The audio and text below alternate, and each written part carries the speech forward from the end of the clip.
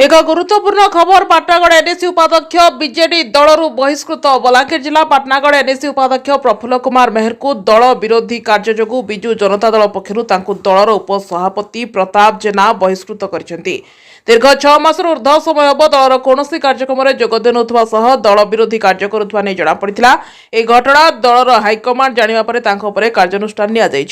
आगरू एपरी कार्य नहीं उपाध्यक्ष श्री मेहर को दल पक्षर तागिद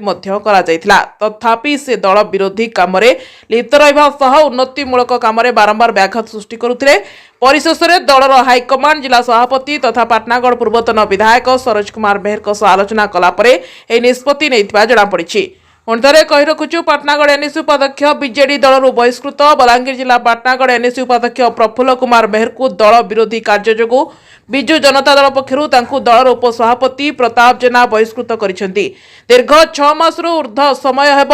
दलर कौन कार्यक्रम में जोगदेनुवा सह दल विरोधी कार्य करुवा नहीं जमापड़ा। यह घटना दलर हाइकमांड जाना पर कार्यानुष्ठान नि आगरू एपरी कार्य नहीं उपाध्यक्ष श्री मेहर को दल पक्षर तागिद तथापि से दल विरोधी काम लिप्त रहा उन्नतिमूलक काम बारंबार व्याघात सृष्टि करुले। परिशेष में दलर हाइकमांड जिला सभापति तथा पाटनागढ़ पूर्वतन विधायक सरोज कुमार मेहर सह आलोचना कलापर यह निष्पत्ति नहीं जमापड़ी। ब्यूरो रिपोर्ट मिर्चा न्यूज। आप देखिए विजु जनता दल जो गोटे शृंखलित दल है विगत में बहुत गुड़े पदपदवी दि विगत से नगर सभापति थे पाटनागढ़ एनएसी एवं 2012-13 रु 2018 पर्यंत से समय काउंसिलर विजु जनता दल प्रार्थी कराई से विजय करते 2018 पर आप जानते 2022 एनएसी निर्वाचन होता से निर्वाचन काउंसिलर रे फिर प्रार्थी करा एवं दल जेहेतु से टाउन सभापति थिले से समय रे दल तांको बहुत सम्मान दूला। दल से लगी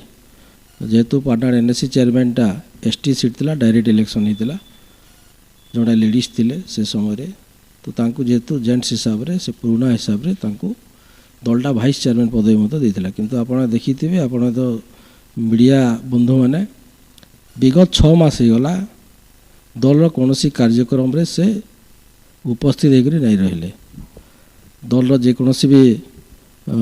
दलीय कार्यक्रम कन्स्टिट्यूंसी लेवल हो कि आमर एनएससी रे हो कि ब्लॉक लेवल हो जहाँ भी कार्यक्रम होता कि पार्टी ऑफिस रे होता कि दल निर्देश जेन आमर कार्यक्रम थिला से कौन कार्यक्रम रे तांको देखबार लगी नहीं मिला। से लगी आमे जहाँ अनुमान कलु जैसे दल विरोध रे एवं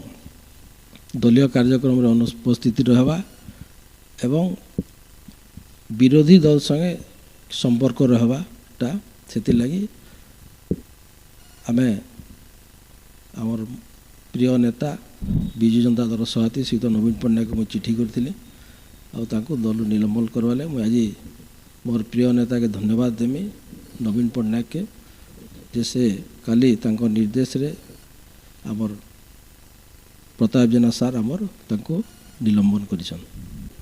आप देखिथे विजु जनता दल सुखलित दल है। ये दल रे जी भी दल विरोधी कार्य करवा दल रे संश्लिष्ट होकर नहीं रहबा ताहाके दल रू निलंबन करवाटा दल रू बाहर करवाटा नवीन पट्टनायक गोटे स्वच्छ निर्मल दल एटा आ विगत मध्य देखिथे यहाँ तो भाइस चेयरमैन है जड़े